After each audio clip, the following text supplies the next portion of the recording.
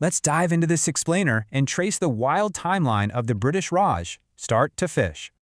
Think about it. For nearly 200 years, a single foreign company basically ran the Indian subcontinent.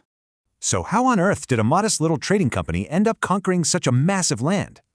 The timeline starts pretty quietly. In 1613, the East India Company set up their very first factory. Their game plan was super simple: get trade rights, build fortified warehouses, and lock down coastal ports. But watch how our timeline shifts. Those cautious merchants suddenly transformed into absolute, unchecked monarchs. Backed by massive wealth, the company grew like wildfire, using unprecedented political freedom to wage literal wars. The real turning point? The 1757 Battle of Plassey. It absolutely cemented British dominance in Bengal. But you know, absolute power breeds massive corruption. By 1773, the British Parliament literally had to step in.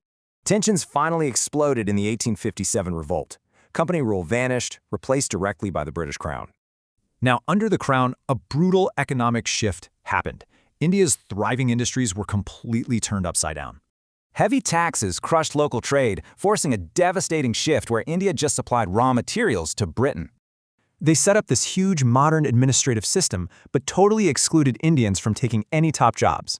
To extract wealth faster, they built an insane network of railways, telegraph lines, and postal services everywhere.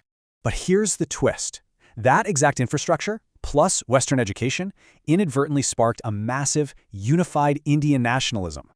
Learning about democracy and liberty inspired an educated middle class to start questioning all this colonial exploitation. All that growing resentment led directly to 1885, with the historic formation of the Indian National Congress. They led a decades-long fight, bringing our timeline right up to historic independence in 1947. The British finally left. But you gotta wonder, how much does this massive legacy still shape India today?